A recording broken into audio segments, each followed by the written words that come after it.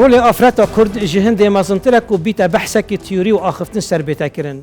دجیانا کریاری دا رول افراتا کرد کمتر نبویه جرول ظلامی، چوک شورشگر یان قربانی، چه تراوشا سرکفتنان دا یان جید کفتنان، چوک خدمتکار بو کردینی آن پشتوان. جنا کرد وکی دایک خیش کچ کابانی بی جوازی ملویل گل مل ظلامی بویه چوک پیشمرگه یان ریخستنت نهینی پاشی ریوبر و سیاست مدار جی. چندهان نمونت افرتت قهرمانت کرد هنه که خبات کری بو کردینیه و بروژه که کرد بگهنه موافد خو. رول افرتا کرش پیخمت گهشتنا کردان بو قواره حرم کردستان پاشی بو ریوبرن و سیاست کرنل حرم و البغدا جبو بدز و اینان موافد کردان عراقه. بابت خلق مایا و جاریت برنامه لسر و اینا کوکیکانه و میوانداریا هر دو سر کردت کردیت آفرت. میوانامه ایکه نمونا آفرتا کرد همی قناغت خبات دا خاندوان و شارازا و ریخستیان هینی و پشمرگاتی و زیندانی بون و شمالک خباتکر و خودان شهید و سرکرداتیت حزبه دا و زورترین پست وزاریت ورگرتین وک آفرت وزیر باید حکمت حرم کردستان دا دیسان چندهان کابینت حکومت بغدادی دا وزیر باید چالکوانک دوباره آفرت و زاروکی موافت مروی دا و اندام سرکرداتیت ایکتیان اجتماعی کردستان دا سروکا جنت کارگر الکمکار عربی خدانا 22 کتاب چاپ کری دوباره جدا جدا دا نرمین عثمان. میوانم یادی دیسانش بنمالکا کرد پرور و پیشمرگه و خدان شهید ایکم آفرتا کردت 5 کنگرت حزبی دا بجدار بوی و 3 جار وک سرکرداتی پارتی دموکراتی کردستان دا هاتی هل بجارتن. سروکا ایکتیا آفرتا بویه و سروکا تورا یاسایی آفرت کردستانه و جبر چالاکیت وی دوباره آفرتان دا و مافت مروفان و آشتی دا 118 خلاتت ناف دولتی ورگرتینه و سال 2008 وک سفیر آشتی سیئول هاتی دست نشان کرد ناف برا 2800 سرکرد جهانی جدا جدا جن و سلامان دا نوکجی انداما انجمن بالا یاتیک و شرانه بری امگل هر دو میوانت خوید برکفتی باغوین اموهین بری خوب دینه و اینفوگرافیکه.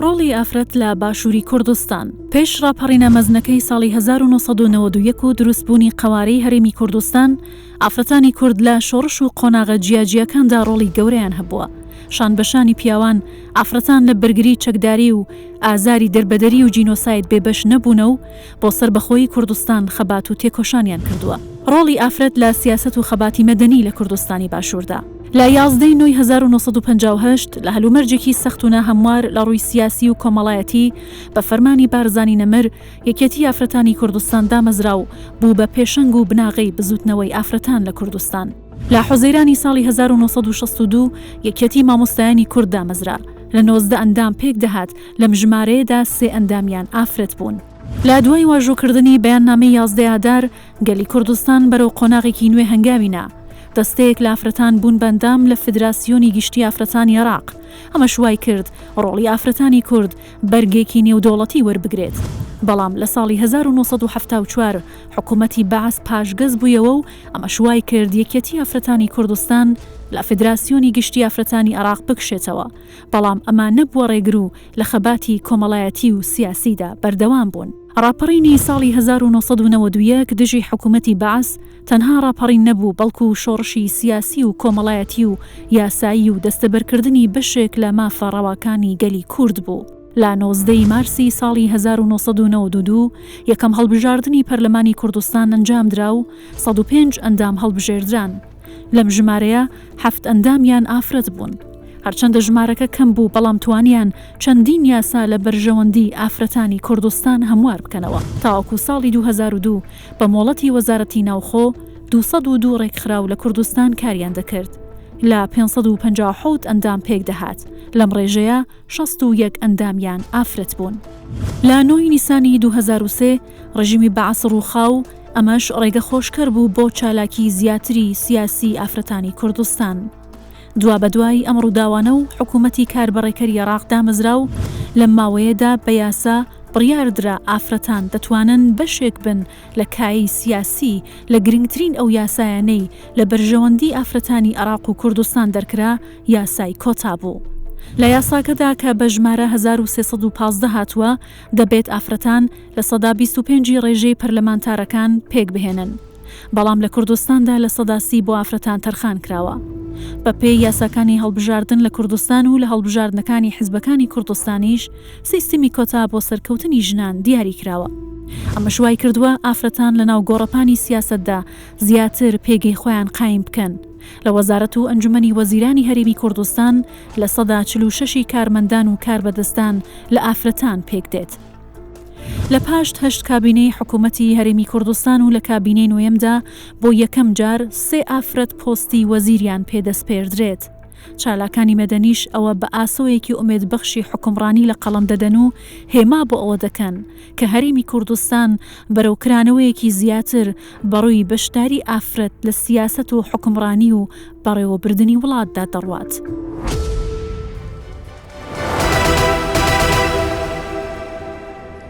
من زۆر پێ خۆشحاڵم بەرامبەر دوو سکرتێری ئێکەتی ئافرەتانی کوردستان دانیشتومە لە دوو قۆناغە جیاجیەکاندا بەڕێز نەرمین عوسمان ساڵی 1970 بزانم پاش بەیان 11 ئازار و بەڕێز شیرین خان لە ساڵی 1992 دوو ئافرەتی پڕی ئەزمون لەباری کاری سیاسی و کاری ڕێکخراوەیی. زۆر پێ خۆشحاڵم ئەگەر لە جەنابەت نەرمین خان دەست پێ بکەین بڵێن چۆن تەماشای ڕوولی ئافرەت دەکەی لە پێش سەرهەلدان. قۆناغی جیاجیامان هەیە، قۆناغی شۆڕەشمان هەیە، قۆناغی ئاشتیمان هەیە، قۆناغی کاری سیاسی هەیە، قۆناغی دانوستاندن هەیە لەگەڵ بەغا. ئەگەر بەگشتی لەو قۆناغانەدا تەماشای ڕوولی ئافرەتی کورد دەکەی بکەین لەو قۆناغەدا. بەڵێ خۆی ژنانی کورد لەوەتی مێژوو هەیە ڕۆڵێکی گرنگی هەبووە بە پێی هەموو گەڕیدەکان و مێژووسەکانی بیانی کە هاتوونەتە ناو کوردستان بە هەند پێگەی ژنیان لە ناو کۆمەڵگەی کوردیا هەڵسەنگاندووە و پێگەیکی بەرزیان ناوەتێ. بۆیە ژن لە هەموو قۆناغێکە لەگەڵ ئەوەی چەسانەوەی نەتەوەی بەسەرا هەبووە، چەسانەوەی کللتوری بەسەرا هەبووە، چەسانەوەی باوک سالاریشی بەسەرا هەبووە. بەم هەموو نەهامەتیانی کە ڕوبەڕووی بۆتەوە لەگەڵ ئەمانش ژن توانیوێتی پێگەیەکی گرنگی هەبێ لە هەموو قۆناغەکانی مێژووە، بە تایبەتی لە قۆناغی مێژووی سەردەمیشە. لە قۆناغی ئەگەر ئێمە بگەڕێنەوە بۆ مێژووی ژنانی کورد سیرەکەین لە سەرک عەشرەت و لە میر و لە کۆمەڵێک ینی تەرانت بەشداری لە شەڕ و لە هەموو ئەم قۆناغانە هەبووە. بەڵام ئەگەر ئێمەش سەیری شۆڕشی سەردەم بکەین، ینی ئەم سەردەمە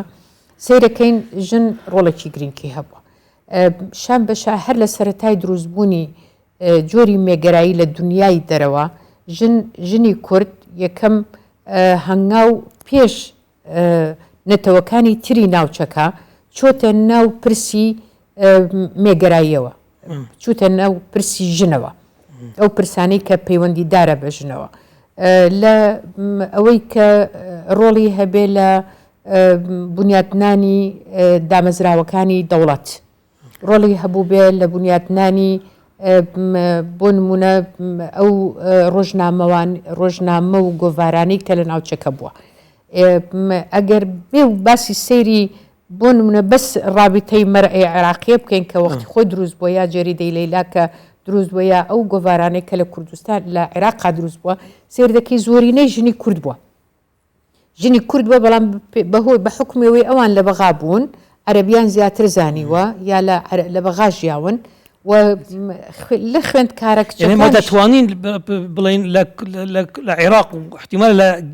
دەڤەرە بەگشتیش لە دەڤەری دەوروبەری ئێمەش ژنی کورد ینی ئەوە تر بوو، ینی بڵێن متحررتر بووە، کراوەتر بووە، چونکە ئێمە لە جڤاکێکی گرتووینە لەسەر ئافرەت و بزانم لەسەر قسەی جەنابەت باس کرد کە ژنی کورد ئەو کراوەتر بووە لە ژنەکانی تر. زۆر ئێمە نین وا ئەڵێن خۆمن هەڵکێشین وەکو ژنی کورد. ئەوە مێژوو نووسان و گەڕیدە بیانیەکانت کە هاتوونەتە ناو کوردستانەوە ئەمەیان وتووە، ینی ئێمە نین مێژوو ئەوەی سەلماندووە، ینی لەوەتی کورد ینی وەکو بڵێن کەس کە دروست بووە لە سەردەمی سۆمەریەکانەوە باخی زۆری بەژنداوە لەبەرەوە ئەمە چۆتە ناو جینی چۆتە ناو بیرکردنەوەی خەڵکی ئەم ناوچانە هەر لە سەردەمی سۆمەریەکانەوە خودای عەشتار خودایکی ژن بووە کە ئەمە ئەو سەردەمە مانای وەیە باەخیان بە پێگەی ژن داوە بەرەو ئێمە نین کە ئێڵێن پێگەی ژن زۆر بەرز بووە ئەمە وای کردووە ئەو پێگەیە ژن بتوانێت ڕۆڵی خۆی ببینێ هەرچەندە ڕێگری زۆر بووە بۆچی چونکە یەکەم لە هەموو ڕێگریەکان گەورەتر ڕێگری نەتەوەی بووە ئەمە چەسانەوەی نەتەوەی بە سەرمانەوە هەبووە ئەم چەسانە نەتەوەیە ئەوەندەی کە بەسەر پیاوە بۆ دوو بەرابەریش بەسەر ژنەوە بۆ چکە لە هەموو شەڕ و ناکۆکێک ئەوەندەی زیان لێکەوتوەکان ژن و مناڵە زیاتر بەڵێ هەتاوەش حکوومەتیش ینی ڕفتاری حکوومەت لەگەڵ ئافرەتی شۆڕژگەریان ئافرەتی ڕێکخستنی نهێنی وەک لەیلا قاسم ینی تا بکەتە ئەو ڕاددا ینی حکوم بدرێت بە سێدارەدان و حکومەکەش تەنفیز بکرێت لەسەر ئافرەتێک ئەنجاوە هەر ئەوە ناتۆ زیندانەکانی ئێمە بۆ باوک مەسەلەم لە لای ئێمە پێناخۆش بۆ کچەکانی زیندانی بکرێت یا ئێمە کۆمەڵێک ژنی کچی چالەگوان بووین بۆ نمونە من باوکی من پێی خۆش بۆ ئێمە بچین لە دەرەوە بین لە شاخ بین باشترە لەوەی کە لە ناو زیندانە بین بۆ چونکە درڕندانە لەگەڵ ژن مامەڵەیان کردووە یعنی وایان لێ کردووە کە خەڵک شەرم کا بڵێ ئەگەر کچەکەم لە زیندانە چووکە کسەر تۆمەتی وەنێ لاقەکردن و ئەنجا دوای ئەوە لە ترسی لێدان و ئەم هەموو شتە وای لێ کردووە کە ئەو فشاری کە لەسەر ژنە سێ بەرابەری ئەوەی کە لەسەر پیاوە جا بەڵام لەگەڵ ئەوەشە ئەگەر تۆ سێریکەی ژنی ئێمە ڕۆڵێکی زۆر گرنگی بینیوە سەدان ژنمان لە زیندانا بووە جینۆساید ئەوەندەی کە دەرحەق بە ژن و مناڵ بووە لە پیاو زۆر زیاتر چکە پیاو توانیوەتی ڕاکە جینۆسایدی هەتا تۆ ئەگەر سەیری ئەم جینۆسادی دواییش ینی ئێزدیەکان سێرەکەی زۆرینەی ژن قوربانی یەکەمی ئەو تیرۆرانەیە جا لەبەرەوە ژن لەگەڵ ئەو هەموو نەهامەتیانە توانیوێتی پێگەی خۆی بسەلمێن ژنی کورد لە ناوچەکە ئەگەر ڕەنگە شیرین خان باش بزانێ لە زۆربەی کۆنگرەکانی عێراقا ژنی کورد ڕۆڵی سەرەکی بینیوە و توانیوێتی لەوێشا خۆی بسەلمێنێ وەکو ژنێکی بەتواننا و خاوەنبیری خۆی هەردووکتان پێشمەرگاتیش کردووە بۆ بچینە شیرین خان تو لە ئەمریکی هەرزوو چووی وەک پێشمەرگە ینی ساڵی وە بزانم 86 لە زانکو جێهشت و کوێ گەیشتە پێشمەرگە بوومە ئەگەر باسی ڕۆلی ژین بکەی وەکی پێشمەرگە چ لە بەچەوی خودت بینیت یان نمونەکانی پێشت و یان ئێستا ینی چۆن تەماشا و خاڵە دەکەی بەێ سوپاس بۆ جەنابێ هەوا بۆ بێ چاپێ کەپتنێ و سوپاس بۆ مامۆستا بەڕێز جەنابێتە ئیشارەت دا و ئەو مامۆستایەکە شۆڕژگێری و تقەبابتە بزتنا ڕێزگاریە خۆزە گەلێ کووردا ڕوو لێ سەرەکی هەبیەت خەباتە ئافرەتاندا ئەگەر ئەم بێن و لاپەرێت مێژووە بزتنا ڕێزگاریە خۆزە گەلێ کورد دەکەین بێگومان ژنێ ڕوولەکی سەرەکی هەبیەت شۆڕەشێدا دیف ئەم شێن بێژین هەر دەرفەتەکە بۆ ملەتێ کورد ڕخسای ژنە کوردیش دەورە خودیتە چونکی ژنە کورد جز ئەکەش گەلێ کورد ژنە کورد بێگومان دەمێ ملەتێوێ خدانکیانێکی سیاسیە سەربەخۆنە بیتن دێ ئەو ژنە چا بەحسێ مافیا خۆ کەش کۆمەڵاتی و ڕۆشنبیری و ئەوبۆری ئەگەر خویا بندەست بیتن ناحیە سیاسیدا قۆناغ بۆ قۆناغ هەر دەرفەتەکە بۆ ملەتێ کورد ڕخسیا بۆ نمونە ئەم دهێن و پشتی شەڕێ جیهانیە ئێکێ و دوێ دێ بەحسکەین دێ بەحسێ هەندە ژنێ سەرکردەکەن توێت ئەم دیروکێ دا هەمیگەوە بەحسیەوە بکەین هەر دەرفەتەکە کیانێ سیاسی ڕخسای بۆ نمونە شۆڕەشە مەلک مەحمودی دا شێخ مەحمودی نەمر بەکە حەبسەخانە نەقیب دەورێکی باڵا هەبوویەت وەکو شۆڕەژگێرەک و وەکو ژنەکە خدانشیانەک و سەرکردەک مل بە ملێ شێخی و ئستافێ شێخی کە ژنە ڕئیس وەزارای وی وەختیدا بوو ژنە شێخ قادری بو که رئیس وزراء شورای ملکی بو جمهوری ملکی هر وسا دوره گلک بالا بو کوشا و کوشوراج گیرک جنی پیب گهیتن قلت تبيتن أم يكم جار جنة بيب جهين الناحية روشنبيري دو أو جنة هشيار ببيتن دي شوا دفاعش قال يخو كتو قوارا سياسي كتن قناغ بقناغ أو قناغ قناغ دا كدر فتك ببشي شر جهاني إيكي بس دوباره وقت ملت کرد توش نکسه کد بو جنو کردش هر توش وی نکسه سیاسی بو حتی شورشا تموزه حتی شورش تموزه او شورش تموزه در فتک قوارک سیاسی بو ملت کرد دروز بو جنا کردش رول خودی تو اکو ظلام کرد کو در فتک بجنا کرد رخصا خبات شورش گیری و خبات نهینی هات خبات که مدنی و سیاسی کو در رول خوب ببینیدن بس لی داخل جه داخل هر شورشک نکسک بیگ و کبیدن جنا کردشی توشوی نکسی بیا تقناقا دهنا صالت شورش ایلوله دا اگر بحث کتابا مجا بزودنا رئیس گاری خازا گله کرد وکین و اشارت بارجانی نمر بدین بیشتن اگر جنا کرد نبا و پیشمرگک و شورشگیرک و دایکک نشان وی شورشه سر بخینو ام نشان برهمی شورشه جا افریقا بشی راپرین و بشی روخاندن رژیم بخوین یعنی دور بسترین رمز بیان لک سرکرداتی سیاسی جنا کرد قناق بقناق دا بلکه شورش ایلول دا و نرمی خان اشاره بده آنجا راپورت جناب هوا هر قناقه که دا هر کمبینک بود بیتن یا سیاسی یا جواکی جنیج رول خو هبو بنمونه کنگرا شورش مؤتمر الثوره الكويه وهم رئيس عشيرات كوكرن وجهاية الكردستان كوكرن دي كان مفاوضات القال حكومة العراق كان جنيه دوري كي سركي هبوت بمفاوضات هذا بشتي هنجي أكو رابورتا هذا هاتيا شوكي ماجستير مصر ما في جنيه رابورتا هذا هاتيا بشتن نقابة دروز بون منظمات دروز بون جن وكو بيشمرجها قناها شورشگری دهات بو برای مجتمع مدنی دوره خودت یکم رخراو دروز بو یکم سندیکا دروز بو یکی تیک دروز بو بناو ماموستان جن هبده کسا دو جن سه جن وكو اندامت لجنة تنفيذية يكيت ماموسان بود قناغا شورشا ايلول بو قناغا بيان 11 آذر که او قوارا سیاسی دروز بو اگر بهنو بيان 11 آذر ماده 5 دی بینین برای خداینه کو جن دوره که سرکی دایا رخرای جماری و پیشایی بارجانی نمید دا کوکیل سرهنده کرد گوتی نابیتن منظمات مؤسسات مدنی جز اگبش اتحاد منظمات حزب بعث تویت امخو استقلالیت خوار کنی اکش ماده 5 او وکو نرمی خانه گوتی که او مؤسس های که افراتان کردستانه بیان 11 آذر در فتک بو ملت کرد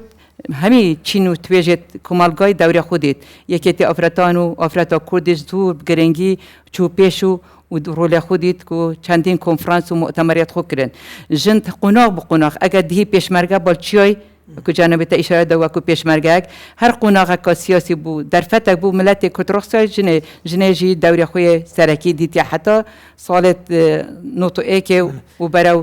مجتمع که مدنی و دموکراتی چو برای پارلمان کردستان دین قناق پشتی نوتو ایک بس بری همچنین بزنم نرمین خان بجدار بیال رخصتنا کانی نهینی و زندانیش کرایه تتوانی ما بسی او حالته بکی بله خوی رخصتنی نهینی خوی همون رخصتنیک حتی الرخصتنی اشکراج بنسبت جنوا استمت توزیع بله بوچی جار رخصتنی نهینی کم زور مترسی داره چون تو امر لسردمی رخصتنی نهینیه او مترسي لسر با هم روجه بجيري هم روجه زنداني بكري دو اگر بونمونه ما برادران من که وقتی من کامل رنجدرانی کردستان زوربی برادران من گیره کتو گیره زوربی منه بشی باش تو اناسن اچی تناو مالان قبولت ناکن نتوانی بچی تا همو مالک خود بشاری تو نتوانی بچید لشونی که دوره دستا خود بشاری تو بگیری کیت بردستی او ظالم نازانی چید بسریه تو اما لبرو رخصتنی نهینی اونده استنبوا بویری جن لودایه کتوانی ویتی لگل ام همو استمیه بوێرێ و ینی ڕێخستنی نەهێنی بکە نامەی گواستۆتۆ چەکی گواستۆتۆ چاپەمەنی گواستۆتۆ تەنانەت ئەو تایپی گواستۆتۆ ئەنجا چێک لەژێر عەبا و لەژێر منداڵ و لەژێر کوشینە و لەژێر ئەمە شاردوێتیەوە نامی بردووە لە شارەوە بەرەو پێشمەرگاتی بۆ ناو لە ناو ڕێخستنە لە بینی ماڵێک و بۆ ماڵێک بردوێتی کە پیا و نەیتوانیوە ئەم ئیشانە هەمووی بەژن کردوێتی ئەنجا لەگەڵ ئەو هەموو ئەستەمی کە لە پێشەوە باسم کرد ئەو ئەمانەشی هەمووی کردووە ئەنجا پێشمەرگە لە ماڵی خۆی شاردۆتەوە نانی کردووە بۆ پێشمەرگە و جل و بەرجی دووریوە و بەدزێەوە کۆی کردوتەوە لە شارێک لێرەوە بردوێتی بۆ ناو هێزەکانی پێشمەرگە ئەنجا فیشەکی بردووە دا و دەرمانی بردووە مەسەلەن مەمە زۆر کەسمان هەبوو دا و دەرمانمان بردووەتە دەرەوە خەڵک هەبووە لە ناو نەخۆشخانەکانە کەلوپەلی نەخۆشخانەی بردووە هێناوەتی کۆی کردوتەوە لە ماڵەکەی خۆیان و دەرمان و ئەوەی دەرمانی ساڕشکردن و ئەو شتانەی بردووە لەگەڵ خۆیان بردوێتی بۆ ناو هێزی پێشمەرگە ئەمە هەر ڕۆژێک بگیرابانە ئەمە ئەوەی حکومی ئەعدامی لەسەر بوو سێدارەدانی لەسەر بەڵام لەگەڵەوانەشە هەر کردوێتی ئەنجا جگە لەوەیش کە خۆشیان بەشدار بوون لە ناو ژنان خوان بەشدار بوون لە ناو شۆڕشە هەرچەندە وەکو شەڕڤان ئەو وەختە ئەستەم بۆ زۆر کەم توانیوێتی ژن بەشدار بێ یعنی بە دەگمە نەتوانین بڵێن بە پەنجەی دەست ژمێردراوە بەڵام بوونی لەوێ بوونی خۆی دیاردەیەکی شارستانیە دیاردەیەکی گرینگە مانەوێ ئەو شۆڕشێکی شۆڕشێکی دموکراتی خوازە و باوەڕی بەوەیە کە ژن بەشدار بێ لە کایی سیاسیە بۆیە توانیوێتی ژن بتوانێت لەو شوێنانە جێگەی بێتەوە ئەمە هەرچی شتی نەهێنی ناوشارە کە بە پیاو نەکرابێ ژن کردوێت باسی ئەوەت کرد کە لە ئەساس ژن ینی قوربانی پتریە داین خاصان کە بەحسێ قوربانی عاطفی بکەین چکو ژن پتر عاطفی ترش زەڵامی وقتی شهید بن احتمال دایکه خوشکه پتر کاریگر بیت احتمال ظلامی کو برایوی شهید بیتن و یعنی وقتی ظلامک شهید بیت احتمال پتر آفرت کاریگر بیت کاریگری عاطفی تو اک برای خوشکا شهیدی برای تا شهید بوی یعنی اکتما بحثی حالتی بکی که رول آفرت شهید بونا برای دا شهید بونا بابی دا شهید بونا اکی نزیکی دا یعنی چوا بما وصفت کی أكيد إنسان خدان هسه چه ظلام بيت چه جن بيتن بس أزي بعكس جانبته ببحث كم بلكي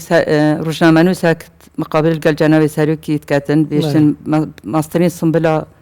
كردات يلنكتا كيا أو إشارات دايكا كرداتن جانبته بحثي عاطفي كرو أكيد قلتم چه ظلام بيت چه جن بيتن دمي قصفة زيوات هتا كرنو و جناب ساروکی و گل پیشمرگاه چنو دلی وان دایکات دنکه پارچت گوشتت زاروکت وانت کیسه کی دا و تین تبسینگ جناب ساروکی هنده حماس بشگیریا شورش ادگتن بیشتن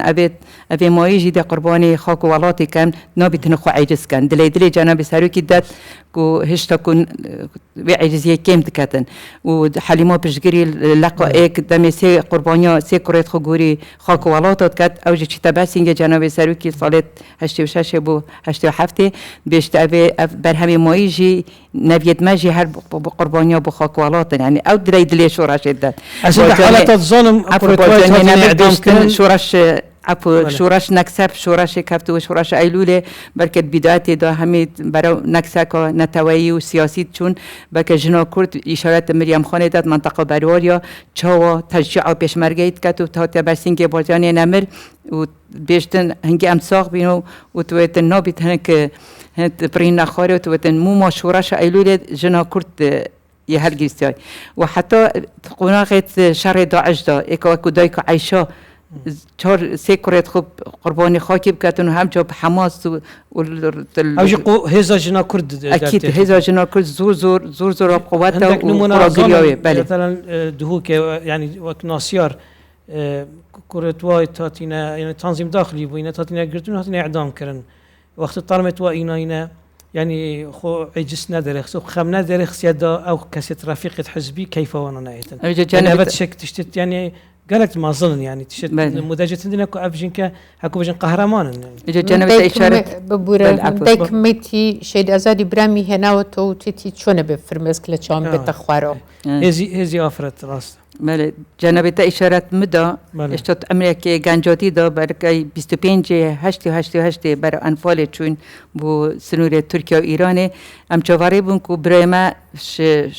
شورشگری بیتن انا وشی کدی هتا و اون هتا بس وقت شهید بوی شهادت من به شاشه تلویزیون گلک حوالت پشمرگان و قیاده پارتی دا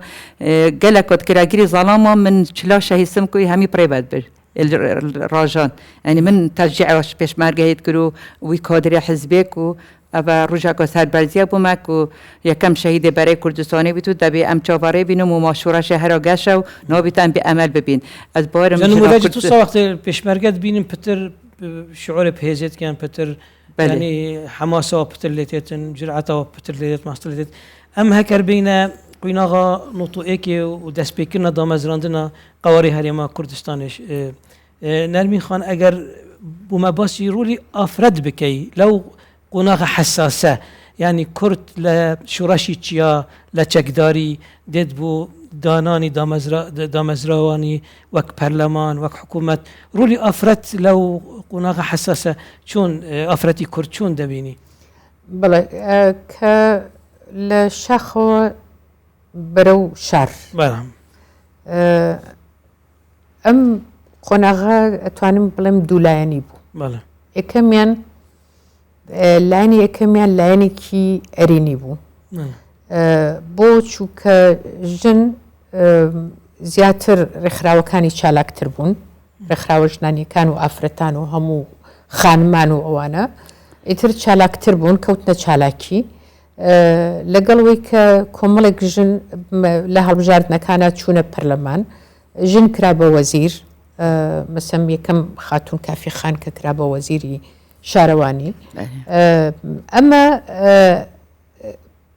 زايدا لقلوشا رخاوي زوري اوهاتن بياني رخاوي بياني كتايبد بون بجنان بكاروباري جنان هاتن الناو ولات اما نجوان كركا زياتر توزيك بلين هان بدرين بوي زياتر بين الناو كاي سياسي و كاربكن جن توانی بۆ ماوەیەکی کورت لە زۆر لاوە کار بکە یەکەم مەسەم چەندین ڕۆژنامەمان هەبوو ژیانەوە هەبوو تەوار هەبوو هی لایەنەکانی تر هەبوو ئەتوانێت شیرین خان دوایەوە باسی ئەوە بکە ئەنجا ڕێکخراو زۆر پەیدا بوو ڕێکخراوی NGO پەیدا بوو بۆ بەرنامەی مەسەڵەن ئەوەی کە باستان کرد ئێستا کە نەهێشتنی نەخوێنەواری کۆمەڵی ڕێکخراوی تایبەت بۆ نەهێشتنی نەخوێنەواری دژی تۆند و تیژی ئەوە هەر پەیدا بوو هەر لە سەرەتاوە زوو پەیدا بوو ئەمە پێگەی ڕێکخراوەکان بەڵام حیزبە سیاسیەکان ئەتوانم بڵێم ئەوەندەی کە لە شاخ وەنیە ئەتوانرا ئەو ژنانە جێگەی خۆیان بێ کەمتر توانرا ئەوە لایەنە نەرینەکەی بوو کەمتر ڕێگەیان پێدرا لە ناو شارە بتوانن ڕێگەیەکی ئەوتۆیان هەبێ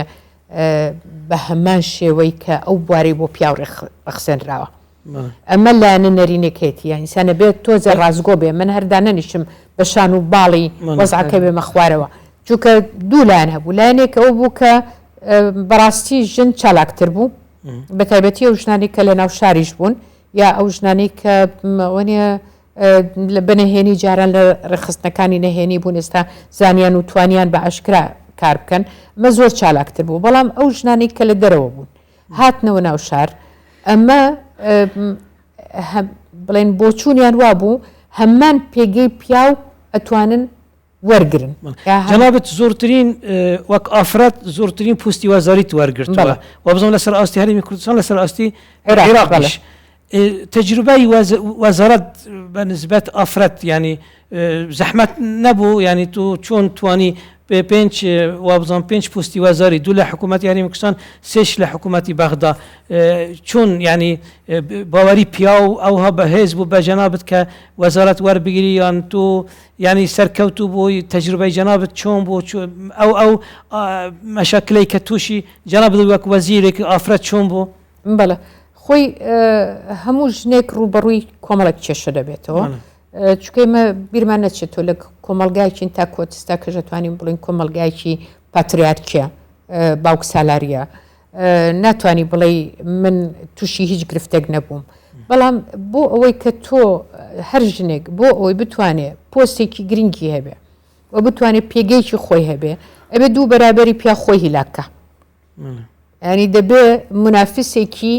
سەرسەختی پیاو بێ یعنی هەروە بە منافسێکی ئاسان ناتوانێت بێتە پێشەوە دوو دەبێ خۆ قبول نەکەت وەکلانێکی لاواز بەرامبەر پیاو بزە بتوانێت دوو دەبێت تۆ ماڵەکەی خۆت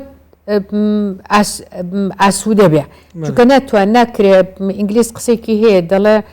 ناکرێت تۆ لە ناو سەفینەی تایتانک بی و کورسەکەی خۆت بە خۆت بێ و نێڵی غەرق بی هەمووی غەرقە بێ بێکەوە ئەنی دەبێت تۆ پارێزگاری لە خێزانەکەشت بکەیت ئەنجا دەبێت تۆ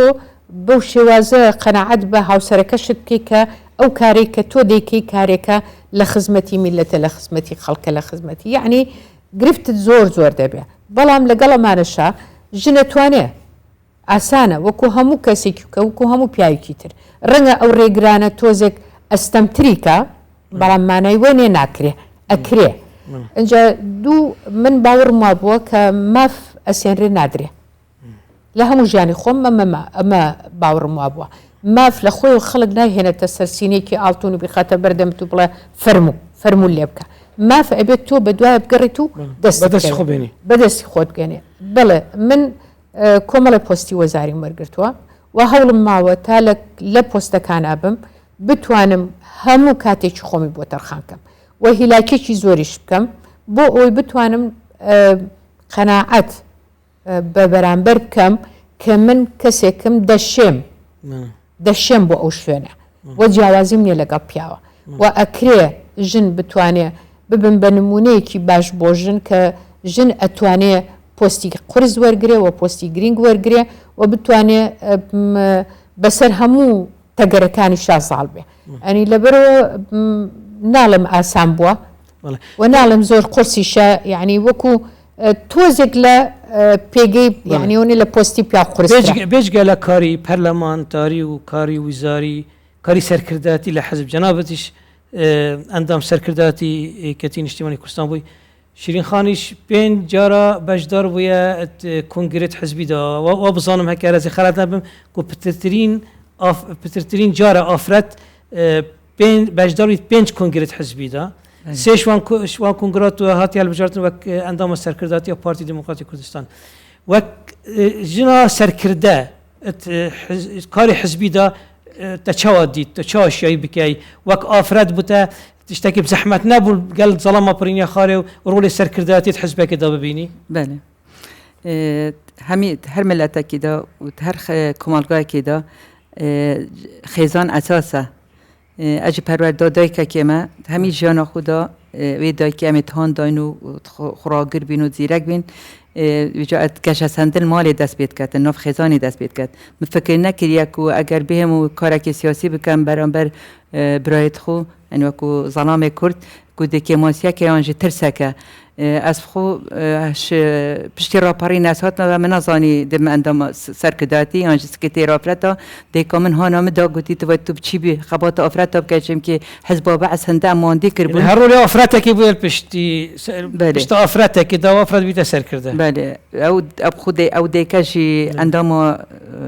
yekê afretan û salê pênceh da hana min da gotî tu tu rabî rêxistina afreta hezbî çêke yanî li hemî seranserê Kurdistanê Partî Demokratîk Kurdistan مكتب التنظيم النسوي للحزب الديمقراطي الكردستاني نكي أفرطان هات مالا خدا الأميدية ما درس كر من نظن كده کنفرانسک بیتو دم سکرتیر افراتا مرخبات که به هنده کودتا جن رزگار بکن شوی ظلم و زورداریا سیاسی متقد فکرند که ظلم و زورداریا که کمالاتی هی حتی بوی مسکرتیر افراتا میجا گشت سندن مالی دست بید کرد از خشک حب برابوم منازانی فرق جازی از قلب برید خود شما داری متقل اما چت کر یعنی منازانی فرق جازی که رجزیه هی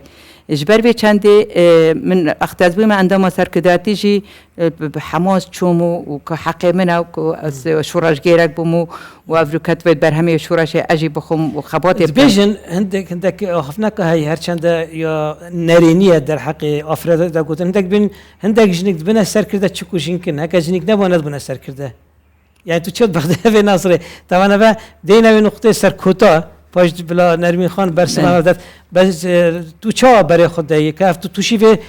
في حالتی بود ناف حزب دا که هندک مصابجن شیرین آمد یاد بیت سر کرده چون که آفرته یعنی اوقات طیبت ابو هاي در فتای بو سر کرده بون پترش ظلامه کی. بله نه السياسات بارتي ديمقراطيكستان هالسرطة درزبون سال 1946 من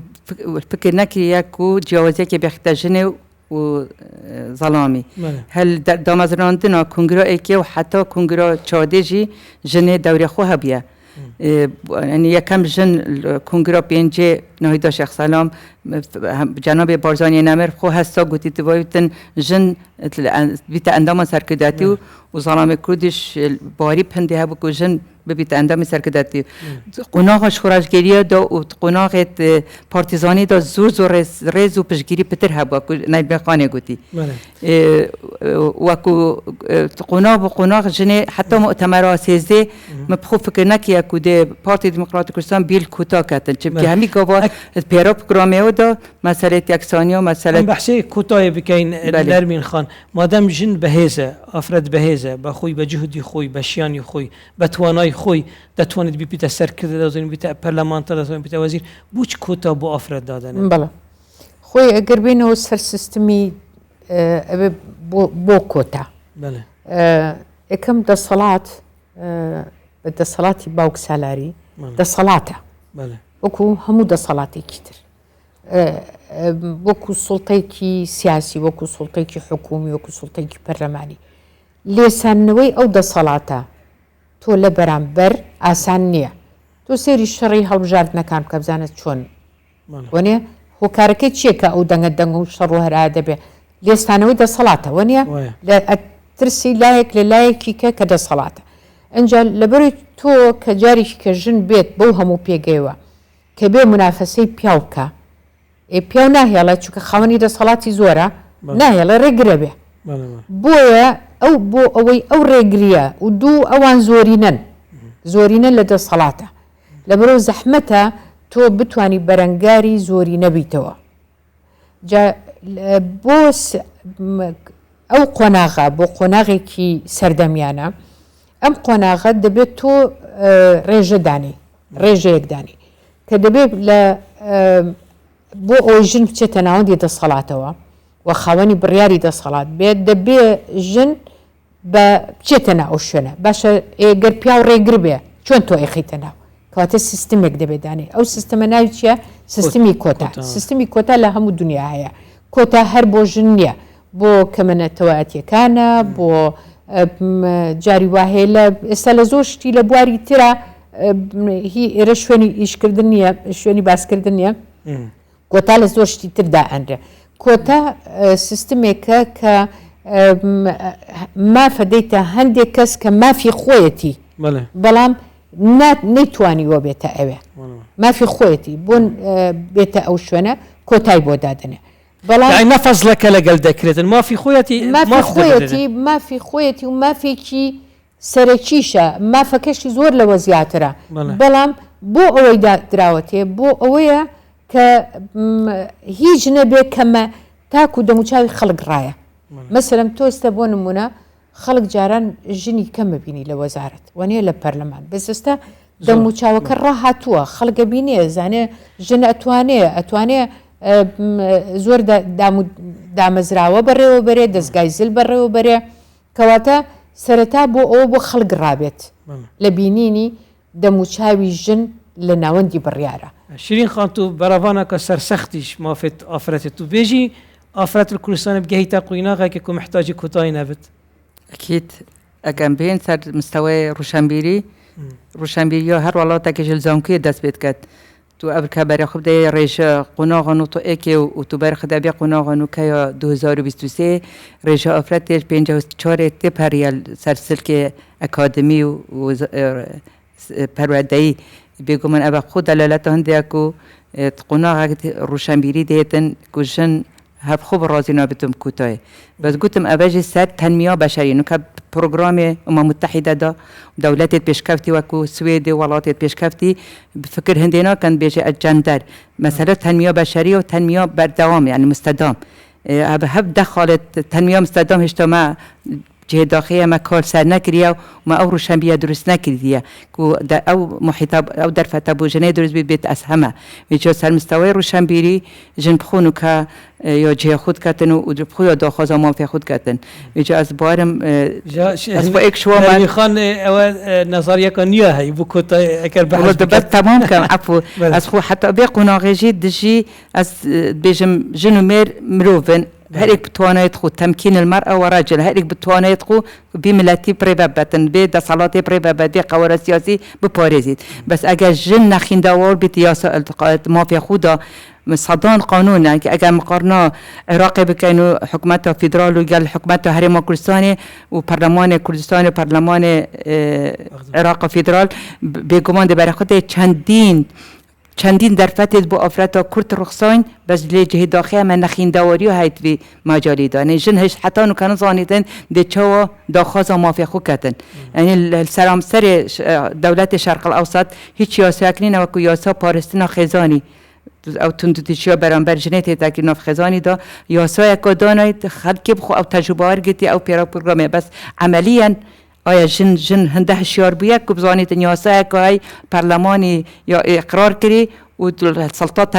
قضایی دا جیبه جیبید جن داخواز موافق بکتن اف نخین دواریه نکبت جنه گلک جارم ما جهل فی القانون های یعنی ما گلک قانون یاسا کری کارا زمان اجتماعیت تندرستی الى آخری برای خود این دهول زرنای لیدد بحثی بیل موافقونا کدوی چه دید بیتن چه زمانک بیتن میجا من خیندواری و های مجهل های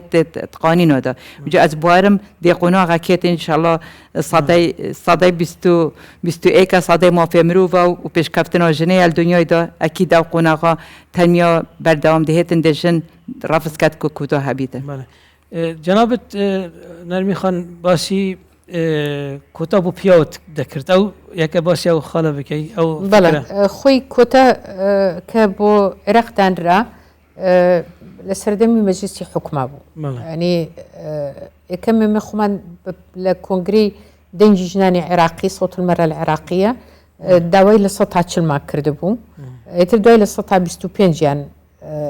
اینجا خلال ناو دستوری کردستانی زیاتر اما او کتای که بوجن دادن دری است عقلتی خلق ولیاتو که انما خیره بجنی دکی وکو جنابت قصه که کرد دوام فا خیر نیه انجا خلق وکو خیر سیری دکا بو اوی وکو خیر سیر نکریه دکریه لزور ولاتی دنیا ونی بپیچانه و دادن دری لزور شتا بو نمونه دلیم تو کتا بو پیاو دادنی أري بو بياو مثلا نكمينة نكمينة مثلا دلي بياو خوزوري نني استلد الصلاة تو كتابو أودادني نكبو أواي كهشتا نشوتن ناوندي دا صلاة ناوندي بريارو كتابو بياو دادني دلي تو بودنية لدامزراو كاني حكومة لحزب سياسي كان لسطح حفتا زياتر كتوبو أو دانا للسطح حفتا زياتر وصا منافسة كيوتا سطح سيكا بو جنبه ونيه؟ مرنا جاري والي سطح حفتاش كم تربيني بياو ونمونا بس تو أو صا منافسة كا بيني جن كان خوان أو إنجا تشي تناو أو منافسة شي بيني جنا دروس دكا اگر بین باسی کاری سیاسی افراد بکن لبغدا که بو کرد زور گرنگه است شر کرد منالم شر یعنی بلیم کاری گرمی سیاسی کرد کوت بغدا پێش ئێستا لە هەرێمی کوردستان بوو لە ناو پەرلەمانی هەرێمی کوردستان بوو لە ناو حکوومەتی هەرێمی کوردستان بوو لە هەڵبژاردنەکانی ئێستا ئێمە لە بەغدا ئەو شەڕە بووە. ڕۆلی ئافرەتی کورد لە کاری سیاسی لە بەغدا چۆن دەبینی و ئەبێت چۆن بیت وا بزانم زۆر جار بیت ئافرەتی زیرەک و چالاک ینی ڕۆلی باشتر بیت لە پیا و لە بەغدا ئەگە بتوانیت ڕۆلەکە ببێنێت. تۆ بۆچی ژن لە ناو بڵێن بوونی دەسەڵات و لە ناوەندی بڕیارا بێ لە بەخا گرینگە لە زۆر لاوە. یەکەم تۆ توانی دۆستایەتێکی زۆری ژن پەیداکەی بخۆت کە زۆری نەیە، ینی بە پێی ڕێژەی دانیشتوان ئافرەتی کورد کراوەیە ڕۆشنبیرە سیاست مەدارە کە دێشە ناو هەندێک ڕەنگی ئافرەتی تر وا بزانم ڕێز و تەقدیری بوو زیاتر دەبیتن چونکە جیاوازە لە ئافرەتەکانی تر وەک کراوایی وەک قسە وەک ڕەوشنبیریەت ئێمە توانیمانە کورد ینی ئەو خاڵە ینی بەدەست بێنین توانراوە هەر بۆیشە مەسەلەن بۆ نمونە بە پێت بڵم یەکەم کۆنگرەی دەنگی ژنانی عێراق سەوت المەرە العێراقیە کە هەموو عێراق بەشدار بوو تایە سەرۆکی کۆنگرەکە بە ئینتیخابات دروست بوو منیان هەڵبژار بۆ سەرۆکی کۆنگرە بۆ چونکە توانیم قەناعەت بە خەڵک بکەم کە ئێمە لەو حەوژنەی کە هەبجێدا بۆ سەرۆکی کۆنگرەکە سێ کەسمان ئەوە بووین کورد بووین، ینی تۆ لە ناو حەوتا سێ کەس کوردانەی مانەوێت توانیوتە تۆ قەناعەت بە بەرامبەرەکەت بکەین وەنیە لەبرۆ ژن ئاسانترە دوو بە پێی ڕێژەی دانیشتوان ژن زۆرترە لە پیاو بە پێی ڕێژەی دانیشتوان نەک ناوەندی بڕیار بە پێی ڕێژەی دانیشتوان تۆ بتانی قەناعەت بە زۆرینەی ژن بکەی لەوێ کە وەک خۆت بیر دەکاتەوە وەک خۆت کێشەکانی وەک خۆتە وەک خۆت چەساوە و ئێستا ئێمە کە باسی جادە دەکەین زۆر مویمە ئێمە باسی جادە هەر پیاو دەکەین باشە ئافرەت زیاترە لە پیاو بچی ئێمە کار لەسەر ئافرەت نەکەین لەبەرەوە ئەگەر ئافرەتمان هەبیت ئافراتی چالاک هەبیت زۆرتر کاریگەری لە جەدەی عێراقی دەکەین لەسەر شەریحەی ئافرەت زۆر ڕاستە دوو دەنگی ئێستا تۆ بۆ نمونە ئەو ژنانی کە لە پەرلەمانن دەنگی لەگەڵ پیاوە چ جیاوازێکی هەیە یەک دەنگە ئەویش یەک دەنگە خۆ دوو دەنگ نییە پیا دوو دەنگ نییە لەوێ وانە کە دەست بەرز دەکاتەوە یەک دەنگەویش یەک دەنگە کەواتە چەند ڕێژەت زۆر بێژن لەوێ هەم گوتاری نەرمترە ژن گوتاری نەر سراعیش لەگەل نابێت سراع لەگەڵ پیاوە احتیمال ئەو پیاوی عەرەب کە دەبینێت ئەو پیاوە کوردە یعنی لەگەڵ ئافرەتوانەکەت لەگەڵ ژن هێورتر و هێورترە وانە بە تایبەتی ئەگەر بتوانێت هەردووشان وتوێژ و گفتوگۆی هێمنانە لەگەڵ یەکتر بکە دوو ئەزانی چی تۆ من یەک شتەڵێم شێوازی قسەکردنی ژن لە ناو مەجلیسێکی پیاوان زۆر هێمنتر و لەسەر خۆترە ئەتوانێت ڕای بەرامبەر بگۆڕێ زۆر بە ئاسانی ڕای بەرامبەرە گۆڕێ زۆر بە ئاسانتر ڕای بەرامبەرە گۆڕێ بۆ چووکە خیتابێکی تونند و تیژ نییە چکە هەموو توندی تیژێک تونند و تیژی لەگەڵ خۆی دەهێنێ هەموو هێمنیەک و ئاشتێک ئاشتی لەگەڵ خۆی دەهێنێ بۆیە ژن کە قسە ئەکا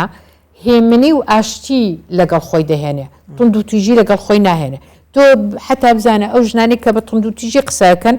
نە کۆمەلگا مەرفوزە یعنی وانە نەهی لێ دەکرێت بەڵام ئەگەر ژنێک بە هێمنی قسە بکە سەرەکەی گوێگری زۆرترە وانە لەبەرەوە ژن بە سروشتی خۆی زۆرینەی من ناڵم هەمووی زۆرینەی هێمنە و ئەو ئاشتیش ئاشتی لەگەڵ خۆی دەهێنێت لەبەرەوە دەنگێکی گرینگە یەک دەنگی شەوەکو دەنگی پیاوەکە چەند زۆریش بێ لەوێ هێشتا کەمە دیاردەیەکی گەشەی بەردەوامە تەنمێن مستەدامەیە ئەمە زۆر مهمە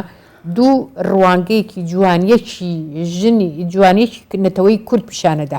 چەند ژن زۆر بێ مانەوەیە ئەو میلەتە میلەتێکی پێشکەوتووە میلەتێکی سەردەمیانەیە مێشکراوەیە کەواتە دەڵێن ئافرەتیش نەچونکە ئافرەتە بەڵام زیرەکە شیانی هەیە ئیمکاناتی هەیە نەڕابین هەندێک ئافرەت بنێری ناوێت لەبەر ئەوە چونکە ئافرەتە و ناتوانن قسە بکەن ناتوانن چالاکی بکەن ئەبێت ئافرەتی زیرەک بنێری نەبەدا شیرین خان 118 خەلاتی ناودەوڵەتی وەرگرتووە لە ئاستی ڕۆلی ئافرەتی کورد لە ئاستی ناودەوڵەتی ئەگەر ئەو خاڵی دوایی خەلەکە کەممان بیت پاش دێنە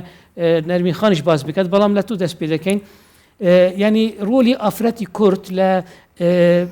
ینی چالاکیەکانی ناودەوڵەتی لە ئاستی ناودەوڵەتی 118 خەڵاتت هێنایە سەفیری ئاشتی بووە لە سیئۆل لە نێوان وابزانام 2800 سەرکردەی جیهانی تو هەڵبژێ لای بۆ ئەو ناوە ئەگەر ما باسی ئەو خاڵە بکەی بله